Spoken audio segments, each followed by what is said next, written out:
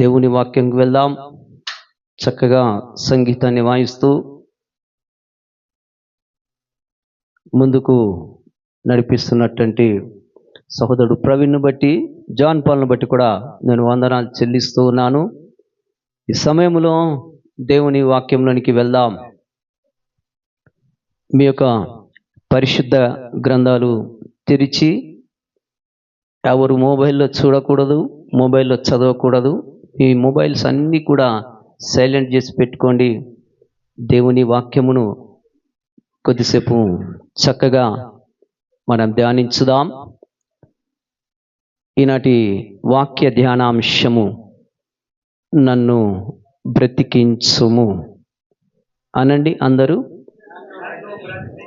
నన్ను బ్రతికించుము. దేవునికి మహిమ కలుగునుగాక. హల్లెలూయా, హల్లెలూయా, హల్లెలూయా. ఈ వాక్యము అర్థం కావాలి అంటే ముందుగా ఒక మాట నేను మీకు తెలియజేస్తాను. కొన్నిసార్లు మన ఆరోగ్య పరిస్థితులను బట్టి మేజర్ కేసులు సంభవించినప్పుడు, ప్రమాదవశాత్తు యాక్సిడెంట్ కేసులు కావచ్చు, అలాంటి పరిస్థితిలో మనం వైద్యులను సంప్రదిస్తే వాళ్ళ దగ్గరికి వెళ్ళినప్పుడు కొన్నిసార్లు మా వల్ల అవుతే చేస్తామండి, మా వల్ల కాకపోతే మేమేం చేయలేమండి, మేము గ్యారంటీ ఇవ్వలేమండి అని చెప్పేసి వైద్యులు మనకు చెప్తారు. అప్పుడు మనం ఏమంటామంటే, ఎలాగోలాగైనా మా అమ్మగారిని బ్రతికించండి, మా నాన్నగారిని బ్రతికించండి, ఎన్ని డబ్బులైనా మేము ఇవ్వగలము అనే ఆలోచన ప్రతి మనిషికి కూడా వస్తుంది. కారణం ఏంటంటే మనం బ్రతికించుకోవాలి. అయితే చివరి సమయంలో వైద్యులు ఏమంటారు అంటే, 50-50 చేస్తాను, ఒకవేళ సరి అయితే పర్వాలేదు, సరి కాకపోతే నేనేం చేయలేను, అయితే ఒకటి మాత్రము నేను చెప్పగలుగుతా, నేను ఒక లెటర్ ఇస్తా, దాని మీద మీరు సిగ్నేచర్ చేసి పెట్టినట్టుంటే నేను ఆపరేషన్ స్టార్ట్ చేస్తానని చెప్పేసి అంటాడు. ఎందుకు? ఆయన చేతిలో లేదు, దేవుని చిత్తమే, నేను మాత్రము ఆపరేషన్ చేస్తాను, కానీ 50-50 నేను గ్యారెంటీ ఇవ్వలేనని చెప్పేసి అంటాడు. ఇప్పుడు పరిశుద్ధ గ్రంథము నుంచి కొన్ని మాటలు, ఒక్కొక్క మాట పరిశుద్ధ గ్రంథము నుంచే నేను మీకు తెలియజేస్తాను. దేవునికి స్తోత్రం కలుగునుగాక. హల్లెలూయా. ఆ వైద్యుడైతే బ్రతికించలేకపోవచ్చు, కానీ మన పరమ వైద్యుడైనటువంటి దేవుడు వాక్యం సెలవిస్తుంది, నేను నిన్ను బ్రతికిస్తా. హల్లెలూయా, హల్లెలూయా. గట్టిగా చప్పట్లు కొట్టి దేవుని గణపరచుదాం. అందరం కూడా గట్టిగా చప్పట్లు కొట్టి దేవుని గణపరచుదాం. రండి, మీ పరిశుద్ధ గ్రంథాలు తెరవండి. 119వ కీర్తన 50వ వచనం చదువుకుందాం. 119వ కీర్తన 50వ వచనం చదువుకుందాం. నీ వాక్యము నన్ను బ్రతికించి ఉన్నది,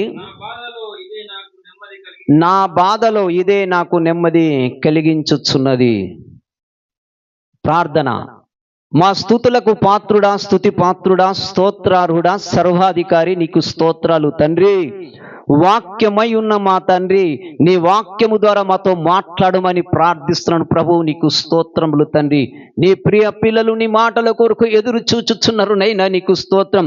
యెహోవా కొరకు ఎదురు చూచువారు ధన్యులని సెలవిచ్చిన తండ్రి, ఈ సమయంలో ప్రభా నీ పరిశుద్ధాత్మ అభిషేకముతో ప్రభు అయా నీ మాటలు తెలియజేయమని ప్రార్థిస్తున్నాను ప్రభు. నీకు స్తోత్రములు అయా. ఈ స్థలములో ప్రభు ఆవరించిన ప్రతి దురాత్మ శక్తులను యేసు నామములో నిర్మూలన చేయలేరు.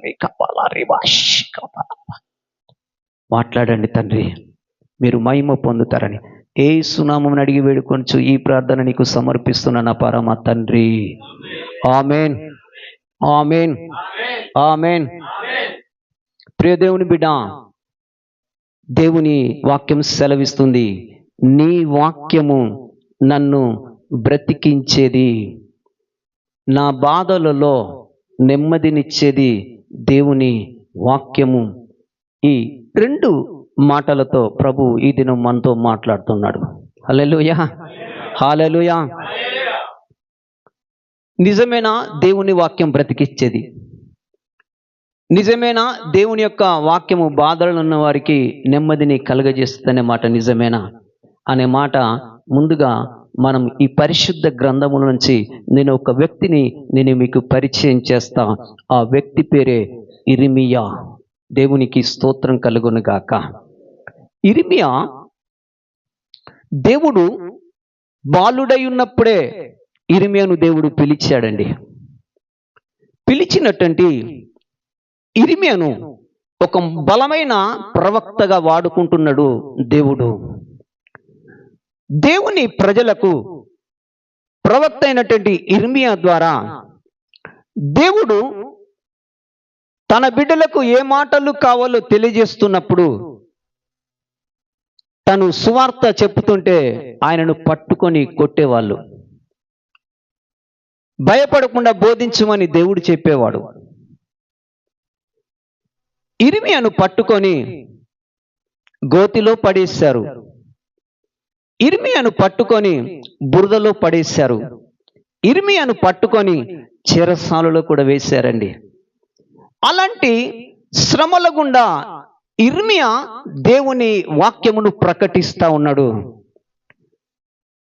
ఒక పక్క బాధ, ఒక పక్క శ్రమ, ఒక పక్క ఇబ్బంది. ఇలాంటి పరిస్థితిలో ఇర్మియా ఏమంటుండో ఒక మాట చూద్దాం.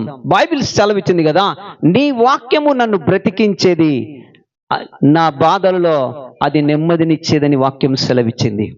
చూద్దాం. ఇర్మియా గ్రంథం 15వ అధ్యాయం ప్రవక్త అయినటువంటి ఇర్మియా ఏమంటున్నాడో చూద్దాం. 15వ అధ్యాయం ఇర్మియా గ్రంథం 15వ అధ్యాయం 15వ వచనం చదువుకుందాం. 15 అండర్లైన్ చేసుకోండి. యెహోవా, నా శ్రమ నీకే తెలిసి ఉన్నది, నన్ను జ్ఞాపకము చేసుకొనుము, నన్ను దర్శించుము, నన్ను హింసించు వారికి నా కొరకై ప్రతిదండన చేయుము. నీవు దీర్ఘశాంతి కలిగిన వాడవై నన్ను కొనిపోకుము. నీ నిమిత్తము నాకు నింద వచ్చుచున్నదని తెలుసుకొనుము. నీ మాటలు నాకు దొరకగా, అండర్లైన్ చేసుకోండి, నీ మాటలు నాకు దొరకగా నేను వాటిని భుజించి తిని, సైన్యములకు అధిపతియగు యెహోవా దేవా, నీ పేరు నాకు పెట్టబడెను గనుక నీ మాటలు నాకు సంతోషమును, నా హృదయమునకు ఆనందమును కలగజేయుచున్నది. హల్లెలూయా. ప్రియ దేవుని బిడ్డ, ఆనందము ఎక్కడ లేదు, సంతోషము ఎక్కడనో లేదు. పార్కులలో తిరిగితే ఆనందము లేదు, సముద్ర ఒడ్డుకు స్నానం చేయబోతే అక్కడ సంతోషము లేదు. అది నీకు కొద్దిసేపే. వాక్యము సెలవిస్తుంది. నీ వాక్యము నాకు దొరకగా, ప్రవక్త అయినటువంటి ఇర్మియా బహు శోధనలో ఉన్నాడు, బహు శ్రమలలో ఉన్నాడు. అలాంటి పరిస్థితులు, నా శ్రమ నీకే తెలిసి ఉన్నదయ్యా, నీవు పిలిస్తేనే నేను నీ సేవకు వచ్చినానయ్యా, ఇదిగో ఇక్కడున్న పరిస్థితులన్నీ నీకు తెలుసునయ్యా, అయినా ఈ శ్రమ కాదయ్యా, ఈ సమస్య కాదయ్యా, ఇప్పుడు నాకు కావాల్సింది ఏంటో తెలుసా, ఈ శ్రమలలో, ఈ సమస్యలో అయ్యా నీ వాక్యము నాకు కొంచెం దొరికితే చాలయ్యా. గట్టిగా చప్పట్లు కొట్టి దేవుని ఘనపరచు. హల్లెలూయా.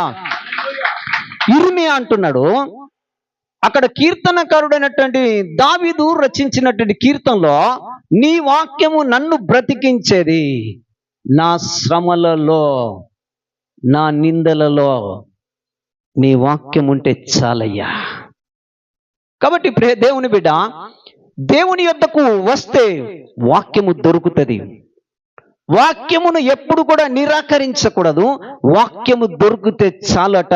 ఇర్మియా అంటుండు, ఈ సమస్య, ఈ శ్రమ, ఈ నింద, ఈ అవమానము నాకంత పెద్దది కాదయ్యా, కానీ ఇప్పుడు నాకు కావాల్సింది ఏంటంటే నీ వాక్యము కావాలయ్యా.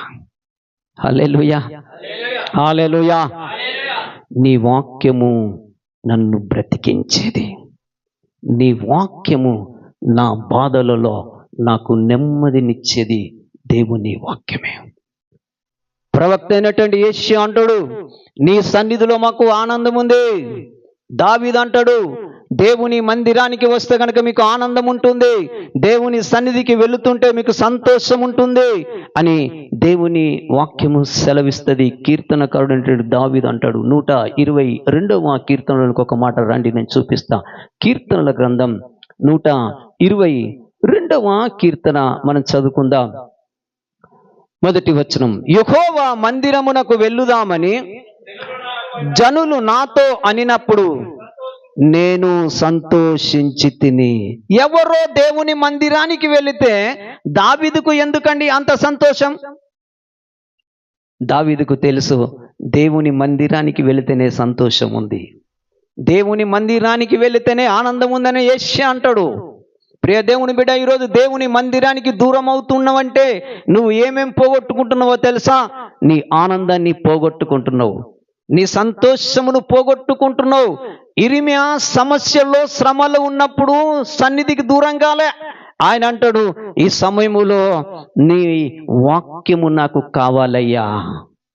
ప్రియ దేవుని బిడ్డ, శ్రమలలో ప్రభు సన్నిధికి రండి, సమస్యలలో దేవుని మందిరానికి రండి. దేవుని సన్నిధిలో ఉన్నటువంటి నెమ్మది అద్భుతం అండి. అది శాశ్వత కాలమైన నెమ్మదిని ప్రభు మనకు అనుగ్రహిస్తాడు. దేవునికి స్తోత్రం కలుగునుగాక. హల్లెలూయా. అయితే ఈ వాక్యము మనుషుల్ని ఎలా బ్రతికిస్తుంది అని చెప్పేసి అంటే ఒక మాట మనం చూద్దాం. అపోస్తలుడైనటువంటి పౌలు గారు హెబ్రీ సంఘంతో ఒక మాట చెబుతున్నటువంటి మాట మీరు హెబ్రీ పత్రికలోనికి వచ్చినట్టుంటే 4వ అధ్యాయంలోనికి రండి. హెబ్రీలు రాసిన పత్రిక 4వ అధ్యాయం 12వ వచనం మనం చదువుకుందాం. 4:12 చూడండి. ఎందుకనగా దేవుని వాక్యము, చూడండి, ప్రతిది కూడా వాక్యము అనే మాట మీకు నేను చూపిస్తా. ఈ వాక్యము ఏమేం పని చేస్తుంది అనేది క్లుప్తంగా ఈరోజు మీకు నేను తెలియజేస్తా. చదువు.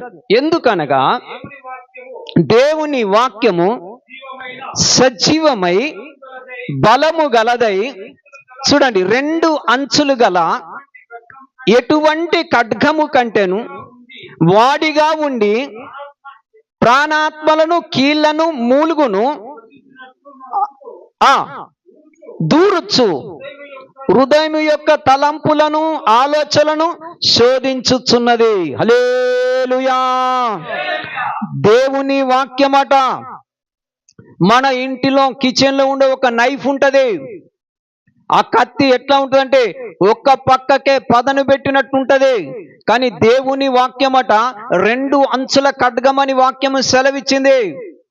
వాక్యమును ఖడ్గముతో పోల్చాడు. ఈ వాక్యం అనే ఖడ్గమట మానవుని యొక్క హృదయములోనికి దూసుకుపోతున్నప్పుడట లోపల ప్రాణాత్మలను, శరీరంలో ఉన్నటువంటి కీళ్ళలో ఉన్నటువంటి నరములో ఉన్నటువంటి అది పాపపు తలంపులు ఏదైతే కలిగి నీ హృదయ ఆలోచనతో నీ ఉన్నావో దేవుని వాక్యమట నిన్ను బ్రతికించేదని వాక్యము సెలవిస్తే, ఈరోజు చాలా మంది, ఈరోజు దైవ సేవకుడు నాతోనే మాట్లాడాడు, ఈరోజు దైవ సేవకుడు నా గురించే చెప్పాడని చెప్పేసి చాలా మంది హేళన చేస్తూ ఉంటారు. ప్రియ దేవుని బిడ్డ, వాక్యము నిన్ను బ్రతికించేదని వాక్యం సెలవిచ్చింది. దేవుని వాక్యమును నిర్లక్ష్యం చేయకు. వాక్యము నీతో మాట్లాడుతున్నప్పుడు ఏం చేస్తాడంటే ఏ పాపం, ఏ దోషం, ఏ కల్మషం నీ హృదయములో ఉన్నదో అప్పుడు ప్రభు ఏం చేస్తాడంటే వాక్యం అనే ఖడ్గముతో తన సేవకుని నిలబెట్టుకొని కోస్తాడు. బిడ్డ, కోసినప్పుడు భయపడకూడదు. హృదయపు తలంపులు బయటకి రావాలంటే దేవుని వాక్యము శరీరంలోనికి వెళ్ళాలి. ఒక వైద్యుడు ఆపరేషన్ చేస్తా ఉన్నప్పుడు ఓర్చుకుంటావే, ఎలాగోలాగైనా నా బిడ్డను బ్రతికించుమంటావే, ఎలాగోలాగైనా నా భార్యను బ్రతికించుమంటావే, ఎలాగోలాగైనా నా భర్తను రక్షించుమంటావే, ఏ ఆపరేషన్ అయినా సరే, ఎన్ని డబ్బులైనా సరే ఓకే అని చెప్పేసి అంటావే. మరి దేవుని వాక్యము ఒక ఆపరేషన్ కంటే కఠినమైనది. అది వాగ్దానము చేసిన దేవుడు, నమ్మదగిన దేవుడు. తన వాక్యమట 2 అంచుల ఖడ్గముతో నీ హృదయములోనికి వెళ్తున్నప్పుడు ఎందుకు ఒప్పుకోలేకపోతున్న వాక్యమును? నీ వాక్యమే నన్ను బ్రతికించేది, నా బాధల్లో అది నెమ్మదిని కలుగజేసేది. దేవునికి మహిమ కలుగునుగాక. హల్లెలూయా, హల్లెలూయా. చూడండి, హృదయములో ఉన్నటువంటి ప్రాణాత్మ శరీరం, ప్రతి మానవునికి దేవుడు ఒక ఆత్మను పెట్టాడు. అది జీవింపజేసినటువంటి ఆత్మ. ఆదికాండం 2వ అధ్యాయం 7వ వచనంలో దేవుడైన యెహోవా నరుణ్ణి సృజించి వాని నాసికా రంధ్రములో జీవవాయువు ఊదగా నరుడు జీవ ఆత్మ ఆయనని వాక్యం సెలవిచ్చింది. జీవ ఆత్మ, ఈ ఆత్మతో పాటు పరిశుద్ధాత్మ ఉండాలి. చాలాసార్లు నేను చెప్పాను, ఎవరిలో పరిశుద్ధాత్మ ఉంటుందో వారు పాపానికి బానిస కాడు. ఎవరిలో పరిశుద్ధాత్మ ఉంటుందో వారు ప్రార్థన చేస్తారు. ఎవరైతే ప్రార్థన చేయరో వారిలో పరిశుద్ధాత్మ ఉండదు. ఎవరిలో పరిశుద్ధాత్మ ఉంటుందో దేవుని వాక్యం అనే భయం ఉంటుంది. ప్రాణాత్మ శరీరమును లోపలికెళ్ళి దేవుని వాక్యము దూసుకొని పోయి లోపల ఉన్నటువంటి పాపము, చెత్త చెదారం అంతా కూడా బయటకి తీసుకొని వచ్చేది దేవుని వాక్యం. హల్లెలూయా, హల్లెలూయా, హల్లెలూయా. కీర్తనకారుడు ఏమంటుండో చూద్దాం. 119వ కీర్తనలోనికి రండి. మరలా 119వ కీర్తన 38వ వచనం చదువుకుందాం. 119వ కీర్తన చూడండి. నీవిచ్చిన వాక్యము మనుష్యులలో నీ భయమును పుట్టించుచున్నది. నీ సేవకునికి, అండర్లైన్ చేసుకోండి, నీ సేవకునికి దాన్ని స్థిరపరచుము. దేవుని సేవకుడిగా ఇక్కడ నిలబడి నేను చెప్తున్న మాట ఏంటంటే, బైబిల్ వాక్యము సెలవిస్తుంది, నీవిచ్చిన వాక్యం మనుషులలో నీ భయమును పుట్టించుచున్నది. ఒక మనుషునికి భయము రావాలంటే దేవుని వాక్యం దేవుని సేవకునికి స్థిరపరచి ఉన్నప్పుడే, స్థిరముగా తను నాటబడినప్పుడే, దేవుని వాక్యము కొరకు దేవుని సేవకుడు నిలబడి వాక్యమును భుజించి తన ప్రజలకు వాక్యము ఉన్నది ఉన్నట్టే సూటిగా బోధిస్తే నీవిచ్చిన వాక్యం మనుష్యులలో నీ భయమును పుట్టించుచున్నది. ప్రియ దేవుని బిడ్డ, దేవుని సేవకుడు కాదు నిలబడి మాట్లాడేదే. మత్తయి సువార్త 10వ అధ్యాయం 20వ వచనంలో వాక్యం ఈ విధంగా సెలవిస్తుంది. మత్తయి సువార్త 10:20 చదవండి. తండ్రి ఆత్మ మీలో ఉండి మాట్లాడుతుంది, కానీ మాటలాడేవాడు నేను కాదు. నిలబడ్డది నేనైనప్పటికీ మాట్లాడేది తండ్రి అని దేవుని వాక్యము సెలవిచ్చింది. ఎందుకు సేవకుని మీద మీరు దురాలోచనతో ఉంటారు?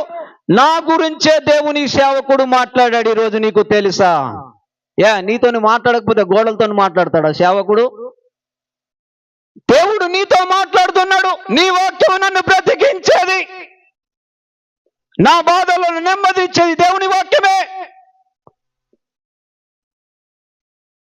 ఇర్మియా అనాలి కదా, నీ సేవకుని పిలుచుకున్నావు, నీ సేవ చేయమన్నావు, ఈ దెబ్బలేందయ్యా, ఈ శ్రమలేందయ్యా, ఆహారము లేదయ్యా, బురదలో పడేస్తున్నారయ్యా, చెరస్సాలలో వేశారయ్యా, నాకెందుకయ్యా అంటలేడు.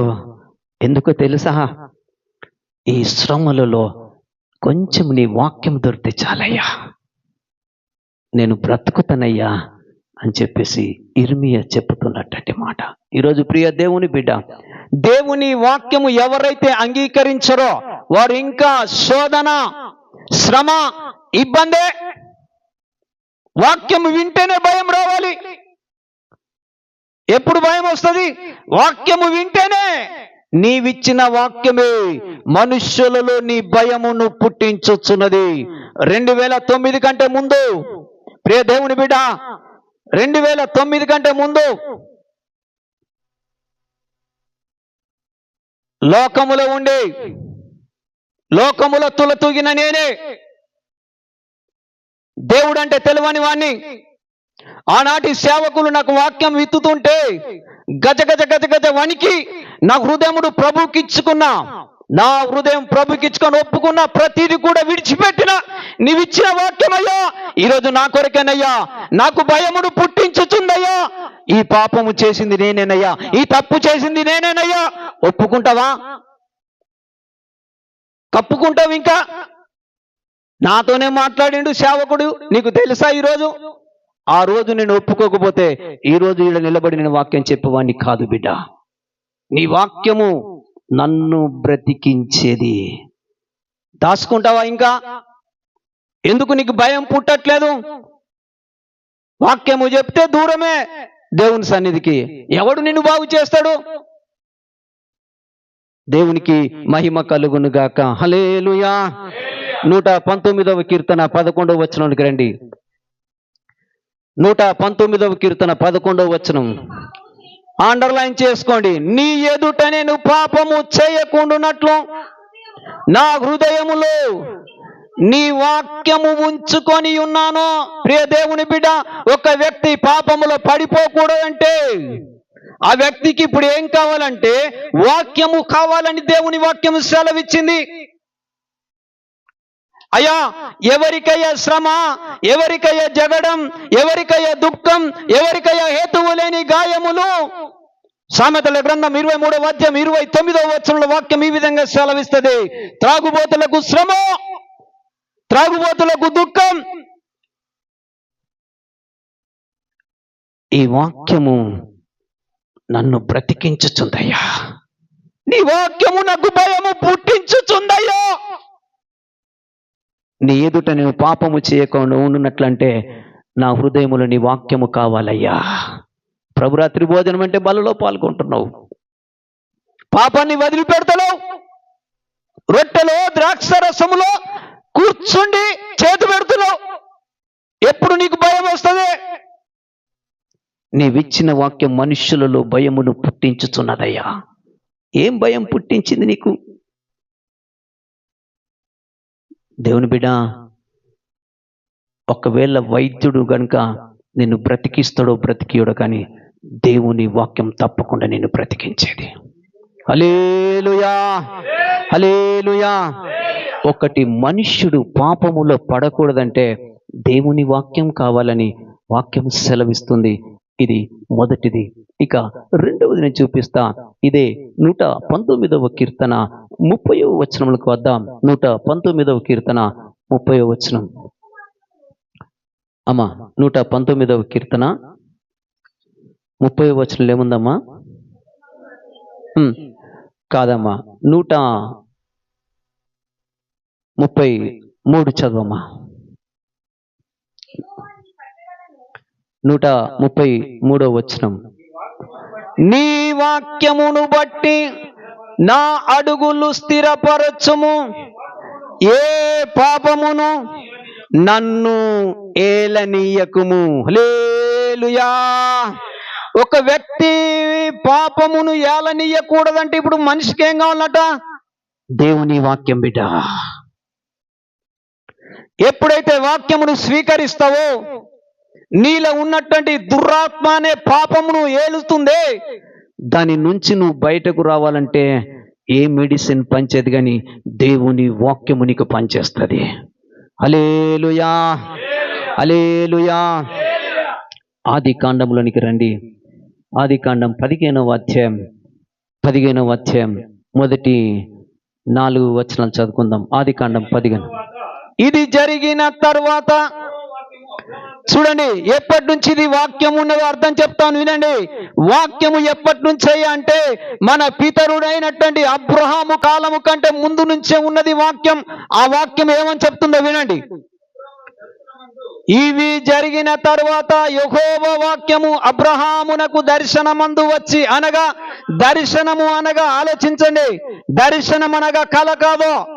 దర్శనం అనగా అబ్రహాము ప్రార్థన చేస్తున్నప్పుడు ప్రార్థనలో దేవుడు దర్శనమిచ్చి మాట్లాడుతున్నటువంటి వాక్యముతోని మాట్లాడుతున్నటువంటి ఇదే దర్శనం. చాలా మందికి దర్శనము లేదు, వాక్యమును అంగీకరించవు, వాక్యమును స్వీకరించవు, వాక్యమునకు లోబడవు. అబ్రహాము ప్రార్థన చేసిండే, మన పితరుడైనటువంటి మన తండ్రి అయినటువంటి అబ్రహాము ప్రార్థన. ఎక్కడ ప్రార్థన? వాక్యము ఎక్కడ స్వీకరించితివి? ఆ అబ్రహాము దర్శనమందు వాక్యము ఆయన యొద్దకు వచ్చి మాట్లాడుతుందట. ఏమని మాట్లాడుతుంది?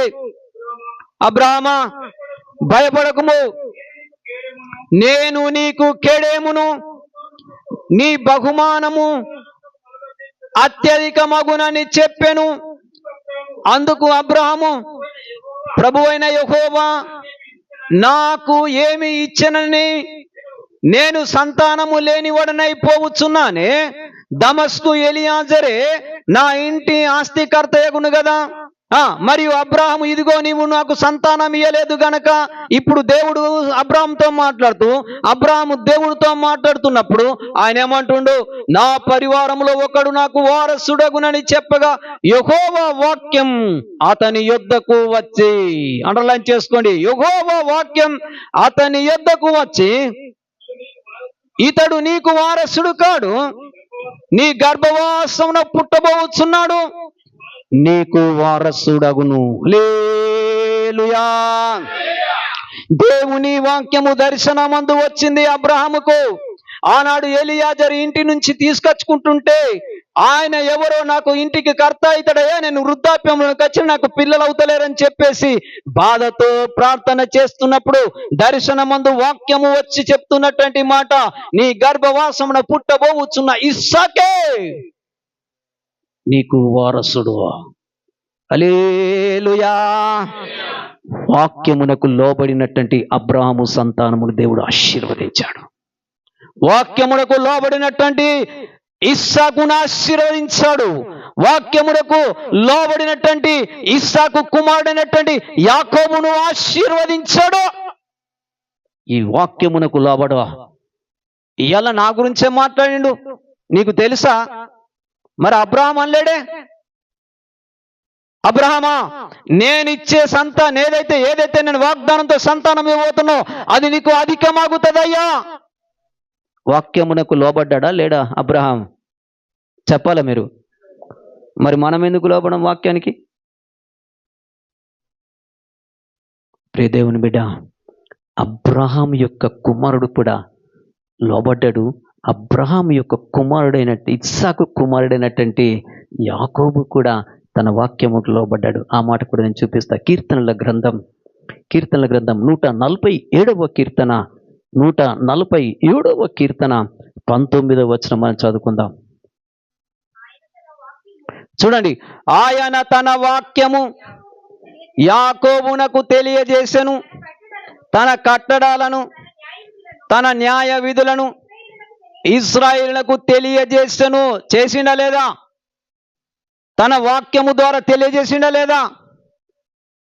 యాకోబుకు కూడా తెలియజేసిండు. యాకోబు కట తన వాక్యము యాకోబునకు తెలియజేసినని వాక్యము సెలవిచ్చింది. మరి అబ్రాము పిల్లలం అంటున్నాం, ఇస్సాకు పిల్లలను అంటున్నాం, యాకోబు పిల్లలం అని చెప్పేసి అంటున్నాం కదా. మరి ఆ వాక్యము నీ దగ్గర ఎందుకు పనిచేస్తలేదు? ఆ వాక్యము నీకు ఎందుకు తెలియజేయట్లేదు దేవుడు? ఎందుకంటే తెలుసా, నీకు భయం లేదు, నీకు భక్తి లేదు. నీవిచ్చిన వాక్యము మనుషులలో భయము పుట్టించుచున్నది అన్నాడు కదా. నీకు భయం ఉంటే నిరాకరించవు, నీకు భయం ఉంటే ఎదురు తిరగవు, నీకు భక్తి ఉంటే ఎదురు తిరగవు. ఈరోజు నీకు భయము లేకనే, నీకు భక్తి లేకనే నీ జీవితం అట్లే ఉంటుంది. ఇంకా 10 ఏళ్ళని నీ జీవితం అంతే ఉంటుంది బిడ్డ.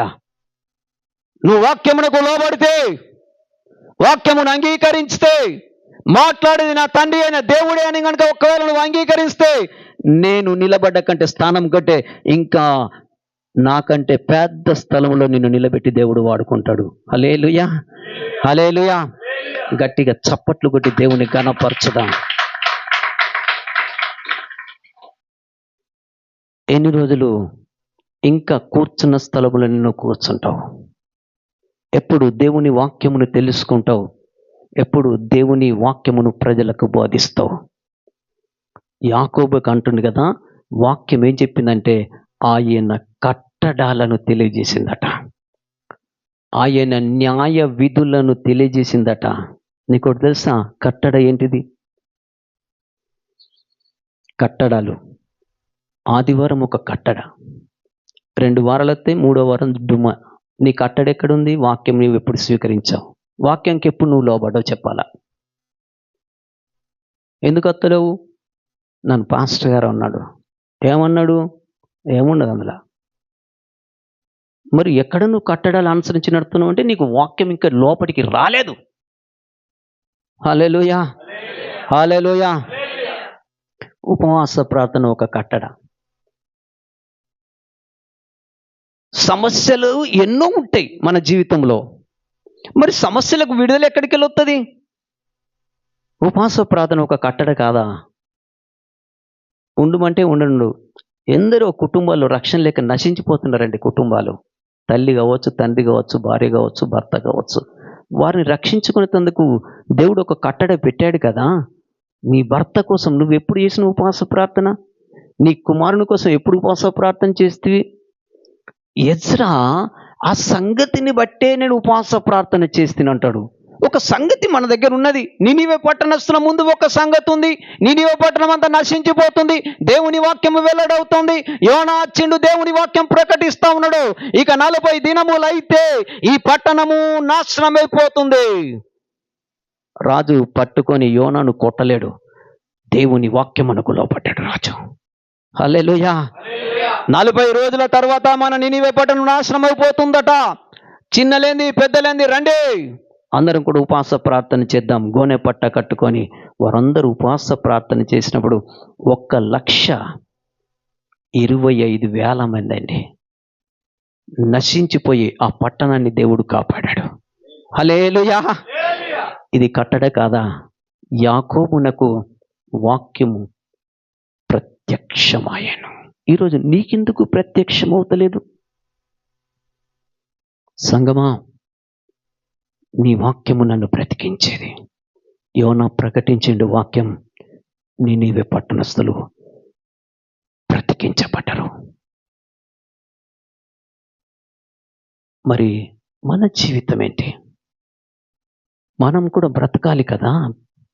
భూమి మీద బ్రతికినట్టే మానవుడి యొక్క ఆయుష్కాలము 70 సంవత్సరములు, 80 సంవత్సరములు అధిక బలం ఉంటే తర్వాత మానవుడు లోకములోని యాత్ర ముగిస్తాడని వాక్యం సెలవిచ్చింది.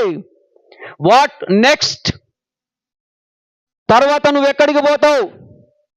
మారు మనసు పొందుకుంటే, రక్షణ కలిగితే, దేవుని వాక్యం అనుసరించి నడిస్తే, ఆయన నామములో బాప్తిసం పొందుకుంటే పరలోక రాజ్యము నీకున్నదే. వారిని నేను బ్రతికించెదను. మరణించిన రెండవ రాకడలో ప్రభు తన నామములో రక్షణ పొందిన బిడ్డను లేపే దేవుడు. అందుకే ఈ వాక్యం ఈరోజు టైటిల్, ఆయన బ్రతికించే దేవుడు. నన్ను బ్రతికించుము. ప్రియ దేవుని బిడ్డ, నిన్ను బ్రతికించేది ఏదైనా ఉన్నది అంటే దేవుని వాక్యమే. వాక్యమునకు చోటియు, వాక్యమునకు స్థలమియు.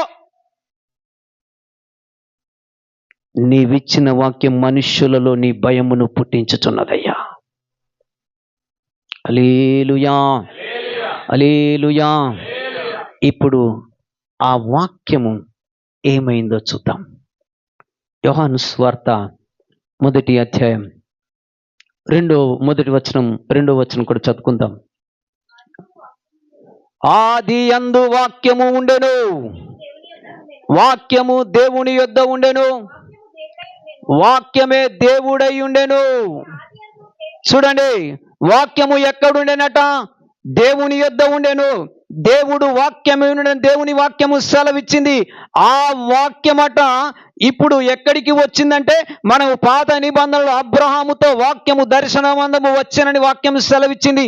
ఇప్పుడు ఆ వాక్యం ఏమైపోయిందంటే, క్రొత్త నిబంధనలు ఏమై వచ్చిందంటే, ఆయన శరీరధారి అయి భూమి మీదికి వచ్చను. ఇదే అధ్యాయం రండి, యోహాను సువార్త 1వ అధ్యాయం 14వ వచనం. ఆ వాక్యం చూడండి, ఆ వాక్యం శరీరధారి అయి కృపా సత్య సంపూర్ణుడిగా మన మధ్య నివసించెను. హల్లెలూయా. ప్రియ దేవుని బిడ్డ, వాక్యము శరీరధారి అయి భూమి మీదికి వచ్చినని వాక్యము సెలవిచ్చింది. ఈ వాక్యం ఏం చేసిందో తెలుసా? శరీరధారిగా మార్చబడ్డాడు. ఈ శరీరధారిగా మార్చబడి సర్వ మానవాళ్ళ కొరకు ఆయన కల్వరి శిలువలో ప్రాణం పెట్టవలసి వచ్చింది. ఎందుకు పెట్టవలసి వచ్చింది? అపోస్తలుడైన పౌలు గారు ఎఫెసీ సంఘంతో ఈ మాట తెలియజేస్తాడు. ఎఫెసీలు రాసినటువంటి పత్రిక రండి రెండవ అధ్యాయంలోనికి రండి. ఎఫెసీ 2వ అధ్యాయంలోనికి రండి. ఎఫెసీలకు రాసిన పత్రిక 2వ అధ్యాయం 1వ వచనం చదువుకుందాం. రండి. మీ అపరాధముల చేతను పాపముల చేతను మీరు చచ్చిన వారై ఉండగా ఆయన మిమ్ములను క్రీస్తుతో కూడా బ్రతికించెను. హల్లెలూయా. ఎఫెసీ సంఘమా, మీ అపరాధముల చేతనే మీ పాపముల చేతనే మీరు చచ్చిన వారై ఉన్నప్పుడు ఆయన క్రీస్తుగా భూమి మీదకి వచ్చే ఆయనతో పాటు మిమ్ములను బ్రతికించెను. ఇప్పుడు బ్రతికించింది ఏంటంటే నీ వాక్యమే నన్ను బ్రతికించేదయ్యా. హల్లెలూయా, హల్లెలూయా. ఆ వాక్యమే శరీరధారి అయి భూమి మీదకి వచ్చింది. ఇప్పుడు ఆ వాక్యమే సర్వమానవాళి వరకు ప్రాణం పెట్టింది. సంగమా, వాక్యము నిరాకరించకు, వాక్యమును స్వీకరించు. నువ్వు నాతో మాట్లాడయ్యా, నేను బ్రతుకుతానయ్యా అని ప్రార్థన చేయి. నా గురించి మాట్లాడమంటావు.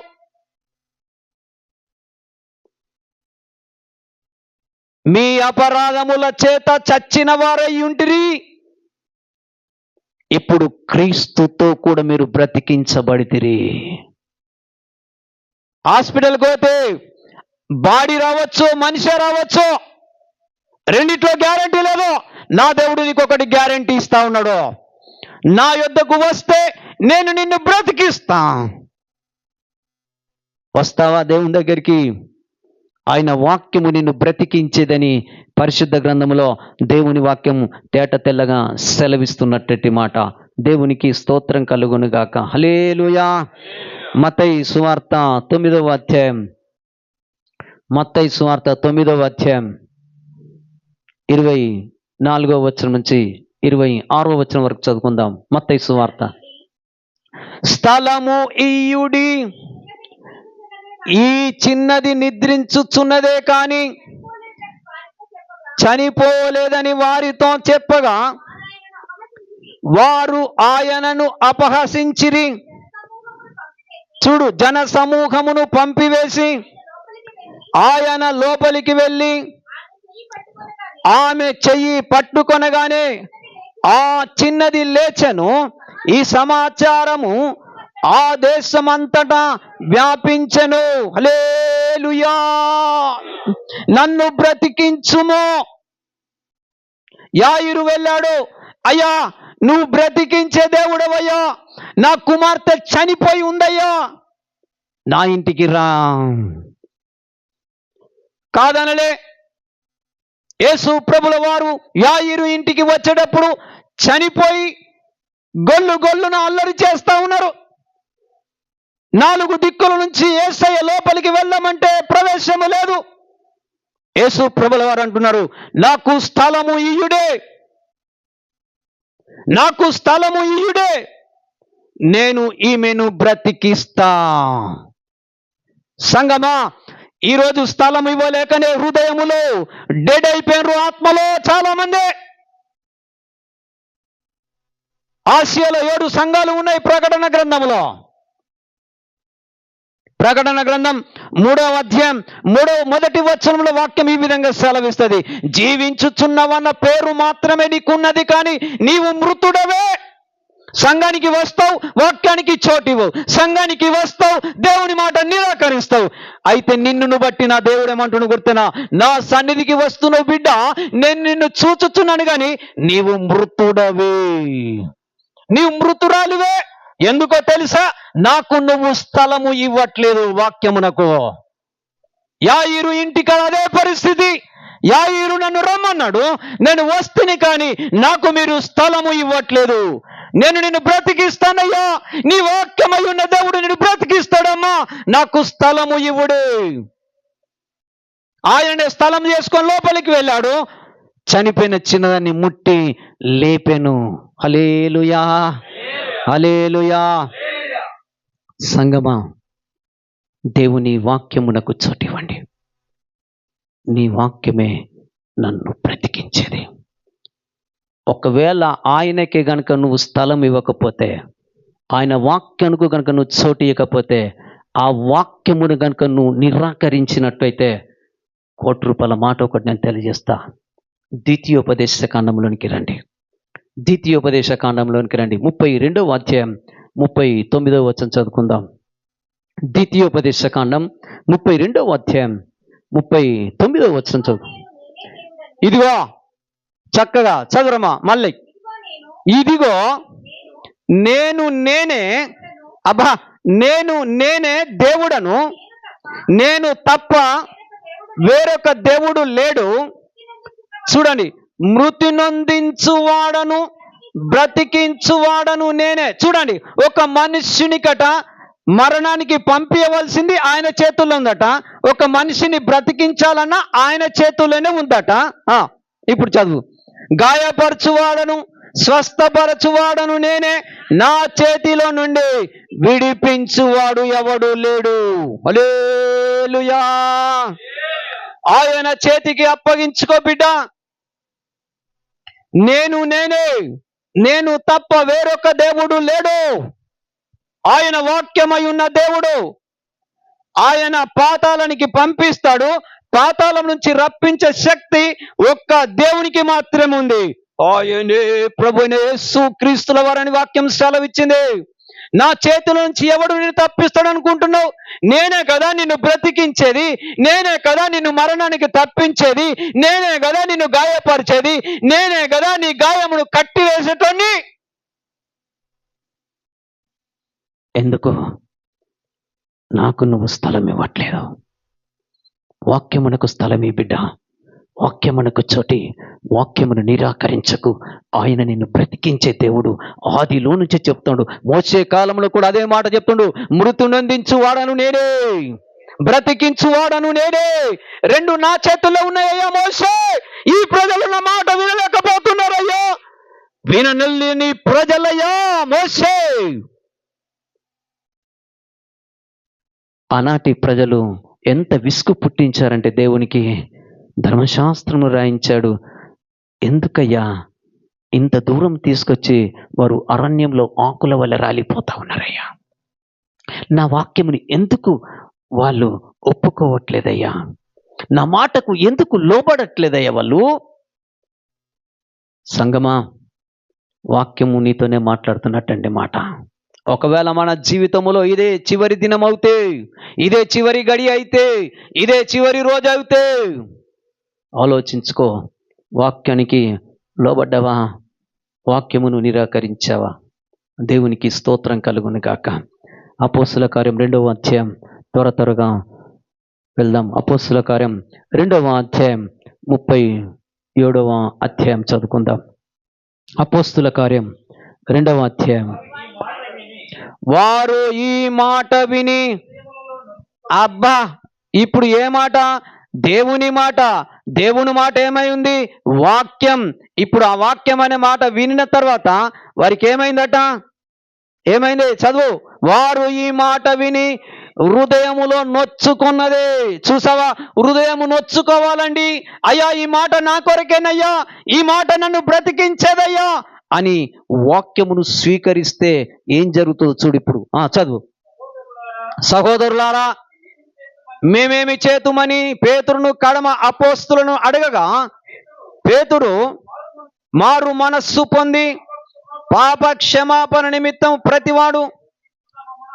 ప్రతివాడు యేసు క్రీస్తు నామమున ఉన్నదా అన్నాడా? ఆనాటి యూదులు ఏమంటున్నారు అక్కడ? ఈ మాట గుచ్చుకున్నదట. అంటే పేతురు గారు ప్రసంగం చేస్తా ఉన్నాడు, దేవుని వాక్యమును ప్రకటిస్తా ఉన్నాడు. ఆ వాక్యమట వారి హృదయములో గుచ్చుకున్నదట.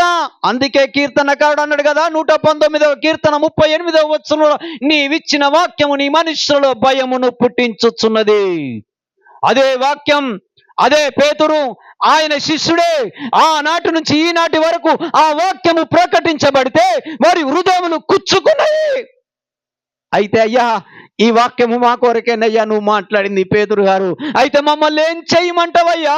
అయితే మీరు మారు మనస్సు పొందుకొని రక్షణ పొందుడి. ఎన్ని సంవత్సరాలు అవుతుంది సంఘానికి వచ్చి? పుట్టు క్రైస్తవుడు అంటావు, పుట్టు క్రైస్తవురాలు అంటావు, ఎక్కడ వేసిన గొంగడి అక్కడనే.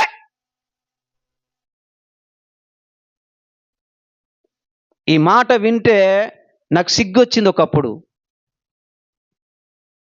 సిగ్గు మళ్ళీ ప్రజలకు అర్థం కాదు వాక్యం. ఈ మాట వినట వారు పశ్చాత్తాపడ్డట, వారు హృదయం కూర్చుకున్నదని వాక్యం సెలవిచ్చింది. అయితే ఇప్పుడు మమ్మల్ని ఏం చేయమంటావు? పేతురు అంటుండు, మారు మనస్సు పొందుకోండి. మేము ఎప్పుడో మారు మనస్సు పొందుకుంటాం కదా, మేము ఎప్పుడో బాప్తీసం పొందుకుంటాం కదా. ఏమైపోయింది మరి వాక్యం? ఎందుకు పనిచేయట్లేదు నీలో? వేషధారణ.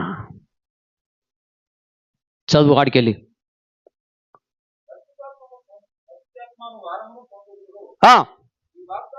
ఈ వాగ్దానము మీ పిల్లలకును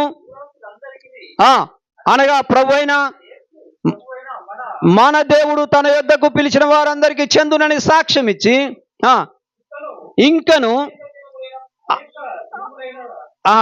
మళ్ళా చదువు, కాదు దినములు కాదు, ఇంకను అనేక విధములైన మాటలతో, ఇంకా సువార్త చెప్పంటారు, ఇంకా అనేక విధమైన మాటలు చెప్పయ్యా, ఆ మాట మమ్మల్ని బ్రతికిస్తుందయ్యా. ఇంకా అనేక విధములైన మాటలు చెప్పిన తర్వాత ఇప్పుడేమంటుండు చూడు, అబ్బా మీరు మూర్ఖులకు ఈ తరము వారికి, చూడండి, మూర్ఖులకు ఈ తరము వారికి ఇప్పుడు నేను బోధించిన అనుకో, సంఘములో ఎవరట మూర్ఖులు? ఈ వాట్సాప్ గులగుల పెడుతుంది పాయ ఇంకొనికి. ఇన్నవు కదా ఇవాళ సంఘములో అయ్యో చెప్పింది, ఎవరమాట మన మూర్ఖులం? నువ్వా నేనా? ఎవరట మూర్ఖులు? ఎప్పుడు అడుగుదాం, ఎప్పుడు వెళ్దాం, ఎప్పుడు కమిటేద్దాం? ప్రియ దేవుని బిడ్డ, వాక్యము సెలవిచ్చింది, స్ట్రేట్ ఫార్వర్డ్ చెప్తుండే పేతురు, మూర్ఖులకు ఈ తరము వారికి వేరుగా. వానితోనే సహవాసం చేస్తావు, వాడు చేసే హేళన పాలన నీకు తెలియదా? వానితోనే మళ్ళా సై. సేవకుని మాటకు లోబడు బిడ్డ, వాక్యము నన్ను బ్రతికించేదే.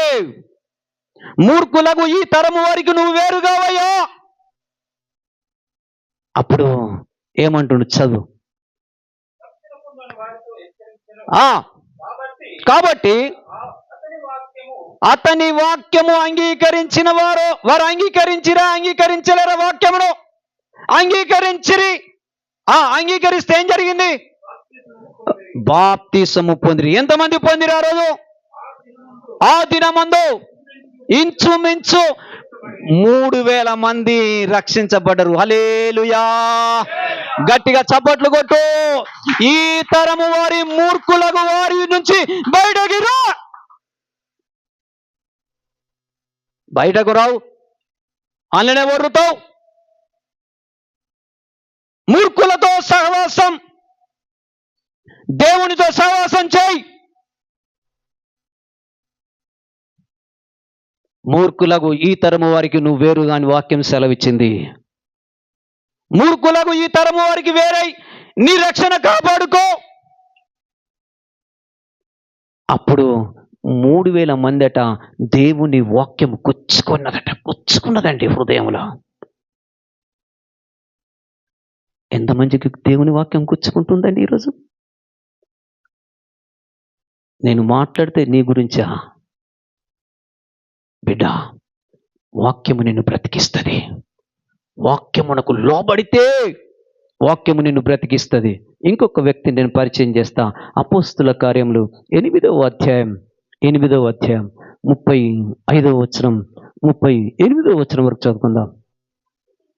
అందుకు ఫిలిప్పు నోరు తెరిచి, చూడు, ఎందుకు నోరు తెరిచి ఫిలిప్పు ఏం చెప్తుండే అంటే దేవుని వాక్యము ప్రకటిస్తా ఉన్నాడు. చదువు. అతడు యేసును గురించిన సువార్తను ప్రకటించెను. వారు త్రోవలో వెళ్ళుచుండగా నీళ్లున్న ఒక చోటికి వచ్చినప్పుడు నపుంసకుడు, ఇదిగో నీళ్లు, నాకు బాప్తిసమిచ్చుటకు ఆటంకమేమని అడిగి రథము నిలుపుమని ఆజ్ఞాపించెను. ఫిలిప్పును నపుంసకుడు ఇద్దరును నీళ్ళలోకి దిగిరి. అంతటా ఫిలిప్పు హల్లెలూయా. ఇప్పుడు ఫిలిప్పు ముచ్చట చెప్పిండా, దేవుని మాటలు చెప్పిండా? దేవుని మాటలు ప్రకటించాడు. ఆయన నోరు తెరిచి సువార్త ప్రకటించెను. నీ వాక్యమే నన్ను బ్రతికించేది. దేవుని వాక్యం 3,000 మందిని రక్షించింది. దేవుని వాక్యం ఇక్కడ ఫిలిప్పు ద్వారా నపుంసకుని రక్షించిందని వాక్యం సెలవిచ్చింది. నీ వాక్యము నన్ను బ్రతికించేది. ఇంకొక మాట కూడా చూపిస్తా. అపోస్తుల కార్యం 16వ అధ్యాయం, అపోస్తుల కార్యం 16వ అధ్యాయం 14వ వచనం 15వ వచనం చదువుకుందాం. అప్పుడు లూదియాను, చూడండి, దైవ భక్తి గల యొక్క స్త్రీ వినుచుండెను.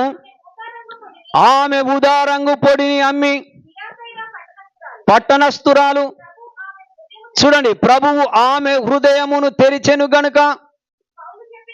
చూడండి, పౌలు ఏమని చెప్పిండు? దేవుని మాటలు చెప్పిండు. అప్పుడు ఏం జరిగింది? దేవుని మాటల యందు లక్ష్యం ఉంచెను. ఆమె ఇంటి వారును బాప్తిసము పొందినప్పుడు ఆమె నేను అని మీరు ఎంచితే నా ఇంటికి వచ్చి ఉండుడని వేడుకొని మమ్మును బలవంతము చేసెను. హల్లెలూయా. లూదియాకు పౌలు బోధించాడు వాక్యం, నపుంసకునికి ఫిలిప్పు బోధించిండు, ఆ 3,000 మందికి పేతురు బోధించిండు. దేవుని వాక్యం, దేవుని వాక్యం, దేవుని వాక్యం, నీ వాక్యము నన్ను బ్రతికించేదే. వాక్యం విన్నటువంటి స్త్రీ తన హృదయము తెరవబడిందట. ఈరోజు చాలా మంది స్త్రీలు వాక్యం ఉంటారని కుటుంబానికి రక్షణ ఉండదండి. ఎందుకు? నువ్వు వాక్యానికి చోటు ఇవ్వవు కదా, నువ్వు వాక్యమును నిరాకరించుతావు కదా. ఏమైపోయింది నీ కుటుంబం? ఆమె విన్నట్టే నువ్వు వింటావు, ఆమె విన్నట్టే నువ్వు వింటావు. ఆ వాక్యం ఎక్కడ పనిచేస్తుంది? నీ వాక్యం ఎక్కడ నన్ను బ్రతికించేది? బ్రతుకులు మారితే బ్రతుకు మారుతుంది. మన బ్రతుకులు అలాగే ఉంటే అలాగే ఉంటుంది. దేవుని వాక్యముతో నీ బ్రతుకు మార్చుకో బిడ్డ. నీ వాక్యము నన్ను బ్రతికించేది. ఇంకొక మాట కూడా చదువుకుందాం. అపోస్తుల కార్యం 10వ అధ్యాయం 33. అపోస్తుల కార్యం 10వ అధ్యాయం 33వ వచనం చదువుకుందాం. వెంటనే నిన్ను పిలిచి తిని, నీవు వచ్చినది మంచిది, ప్రభువు నీకు ఆజ్ఞాపించుచున్నది వినుటకై. ఇప్పుడు దేవుని ఎదుట వినుటకై. ఇప్పుడు మీరు ఎక్కడ కూడి ఉన్నారు? దేవుని మాట వినటానికే బిడ్డ. సేమ్ ఆ రోజు అదే మాట విన్నారు. ఎవరు వీళ్ళు? కొర్నేలి కుటుంబం. ప్రియ దేవుని బిడ్డ, కొర్నేలి ప్రార్థన చేసినప్పుడు దేవుడు విన్నాడు.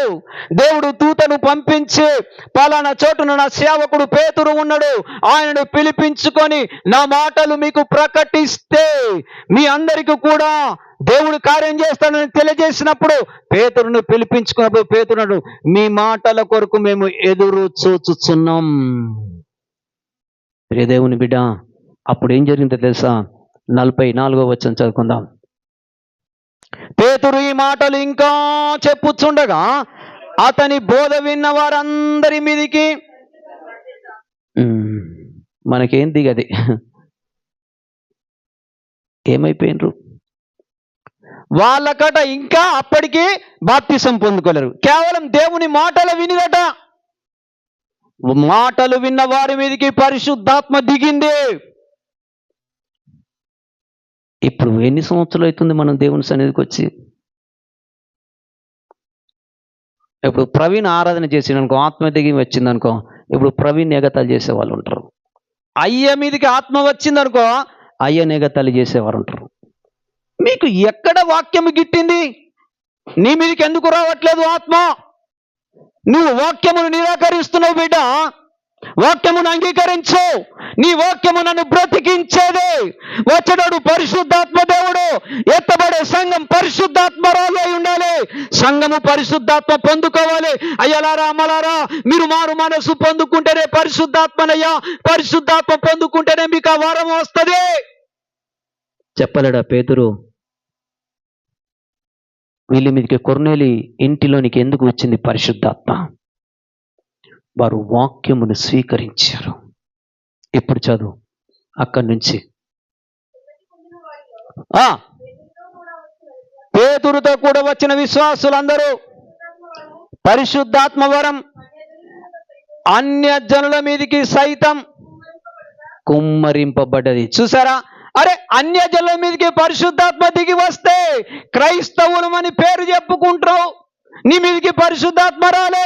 పరిశుద్ధాత్మ అతనికి ఏముంటుంది తెలుసా? భయం ఉంటది. పరిశుద్ధాత్మ నీ మీదకి వస్తే ఇంకొకరిని ఎగతాళి చేయవు.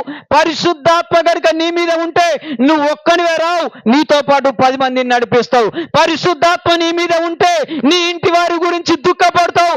అయ్యో, నేను రక్షణ పొందితే నా కుటుంబము రక్షణ పొందకపోయి. కానీ నీకు అది ఉండదు. ఏంటిదట? సంఘములో వాడు బాగా ఎక్కువ ఎత్తుండు. ఏంటిదట? ఈమె బాగా ఎక్కువ ఎత్తుంది సంఘములో. ఇది కావాలి ఈ పనికి మాలినోనికి. అన్యజనుల మీదకి దిగి వచ్చిన పరిశుద్ధాత్మ నీ మీదకి ఎందుకు దిగి వస్తలేదు? నువ్వు వాక్యమునకు ఆయనకు చోటు ఇవ్వట్లేదు బిడ్డ. వారు వాక్యము వినేటందుకు వారు కూర్చున్నప్పుడు అన్యజనుల మీదకి ఆత్మ దిగి వచ్చింది. కొర్నేలి కుటుంబం అంతా కూడా రక్షించబడింది. గట్టిగా చప్పట్లు కొట్టి దేవుని ఘనపరచండి. హల్లెలూయా. చివరిగా ఒక మాట చెప్తా. రోమా పత్రిక 6వ అధ్యాయం రోమా పత్రిక 6వ అధ్యాయం 9, 10 వచనం చదువుకుందాం. 6వ అధ్యాయం.